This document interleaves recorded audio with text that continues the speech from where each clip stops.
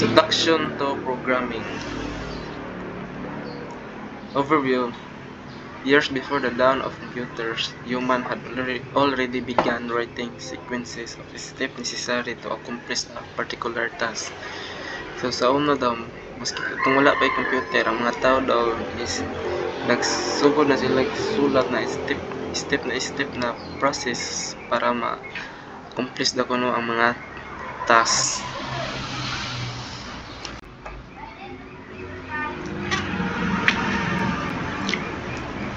Development cycle. A program is developed for a certain purpose, and that is to provide a solution to a given problem using a computer. So, a program na kung nag-develop siya para makasolve og mga problem gamit ang computer.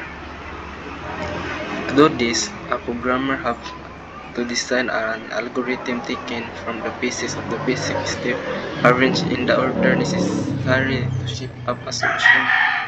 So ang programmer kuno nag-design sila algorithm, kaning algorithm mao ni siya step na process para ma-solve ang usa ka solusyon. This method of collecting small pieces of steps is just a part of program development task.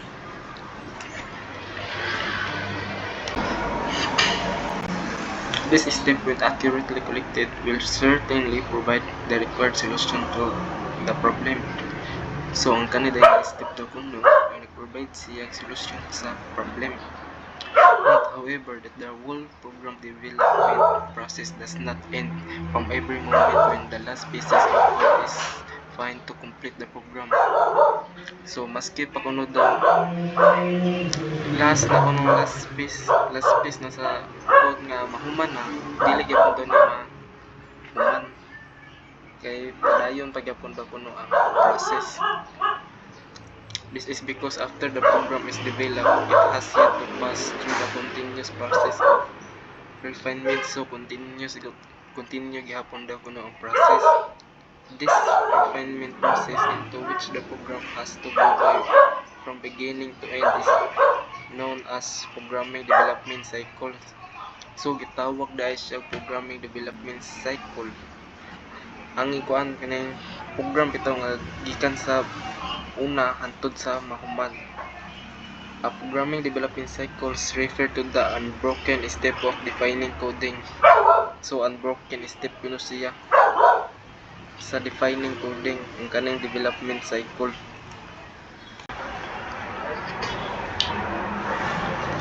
The following on the step embracing the cycle which will guide programmers in developing a program. So mao ni sila unang kabuok. Number 1, defining and analyzing the program, planning and designing the solution, coding the solution, testing and debugging the solution, implementation, maintenance and documentation. So mao ni ang programming cycle na bali nagtuyok na sila. Makita na to sa picture. Defining and analyzing the problem. The question normally asked at this stage is what task is to be done. Task ni siya na mali lag type. Done. Hence, the most important things to consider before solving a problem is to identify and define the exact problem to be solved. Thus, a programmer charged with providing solution to a problem must have complete understanding about the needs and wants of the user.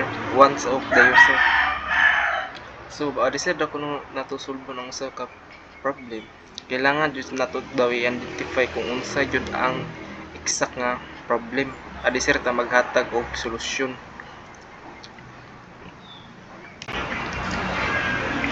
Planning the solution. One of the best technique in writing a code program is by planning. Planning is a method of preparing the action steps in logical manner to achieve specific tasks. If we effectively plan our action, it can be considerably reduce time and effort in writing a program that we would without planning. So, ang planning ay is importante kay siya para dali na to sulbad ang usa ka problem. Mao magkinahanglan ta og plano. Ug naapod tay plan pod, ug na napod tay plan, ato daw ma-reduce ang time and effort in writing program. So mao yung importante kaayo ang planning para na natay kuan ba bunsaon bitaw pag sulbad ani na natay mga plano. Algorithm is a step-by-step process on how a problem is to be solved. So step-step daw kuno siya na process kung saan pag-solve sa usa ka problem. Intellectual disparity. One important thing to note is the fact that computer do not possess the inherent intellectual in the same way human will demonstrate in the conduct of his task. Computer are depends on program which contains a series of steps taken from the natural sequence of human action. So nagdepende na kuno ang computer sa mga programs and then perform them with such a remarkable speed and precision. So ang computer da kuno nagperform siya og nagpaspas nga process code. Worth saying that although computer work 1,000 times faster than human. So ang computer da kuno is 1,000 times da kuno nga paspas sa human. Still it execute lines of command one at a time. Each time line on the step above is executed. A pause occurs between each of the succeeding step, but because of its amazing speed, pauses in between are almost undetectable. So tungod ako sa iyang kapaspas, ang pause daw kuno di na nimo mahibaw-an tungod sa iyang amazing speed. Using a pseudocode. A pseudocode is non-standard English like statement containing a sentence and phrases that look closely similar to the syntax of a programming language. So ang kanindang pseudocodes, sentence na siya pero naay programming mga terms. It contains logical steps that we were expressed in English like statements. It suggests in plain language how the sales amount should be computed and displayed after inputting and multiplying the quantity being sold by the corresponding unit price. Take note also how the statements are placed within the context of the begin and end instruction. So dili jud na nato ning kalimtan ang begin ug end. Ang begin ani siya sa pinakaibabaw ug mao po ni ang end. So diri ang clear the screen display ang gibutang quantity sold accept quantity display unit price accept unit price para ma-compute na tong amount. Ang quantity sold ato siyang i-multiply sa unit price ug display amount dayon ug end.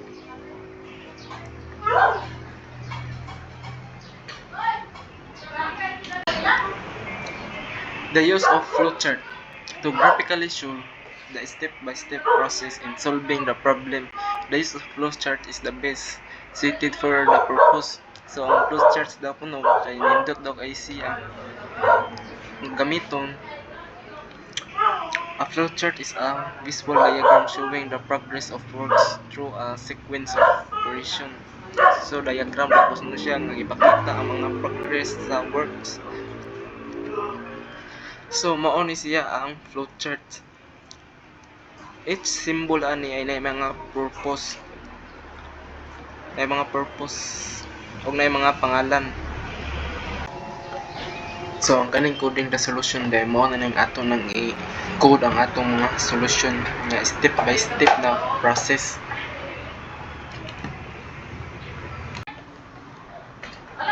Programming language. As we know, one of the things that brings programmer and computer together is a programming language through which the exchange of information is facilitated and the gap between their spoken language is limited.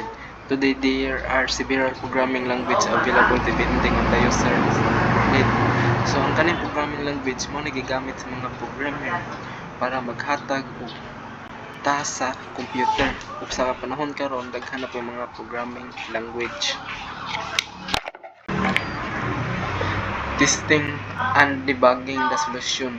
Ang kaning testing and debugging the solution is importante jud kay ni kay para may baw-an nato kung sakto ba ang atong na program nga solusyon ug para po mabaw-an nato kung asa ang mga mali nga or mga nagbag sa atong gihata sa atong mga solusyon.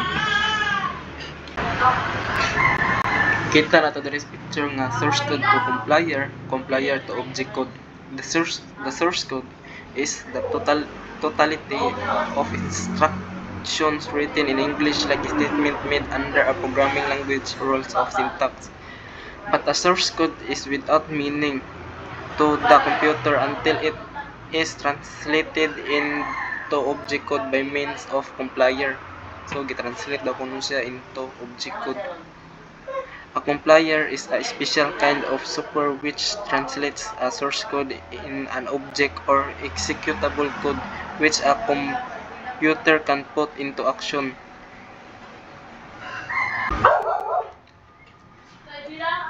The debugging process, as I mentioned earlier, the reason why a program must be compiled was because the object code on the executable code had to be created. Test run. Prior to actual use of the program, a test run is performed for a purpose of correcting and removing output error left undetected during the computation process. Ang kaning test run dito kayo importante na kayo ni kay dire nato mabaw-an ang mga error nga wala nato nakita during sa atong computation process.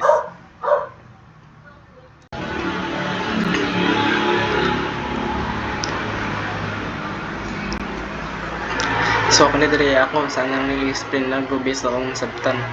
Ang kanidang implementation mao ni maghatag tag idea or plano.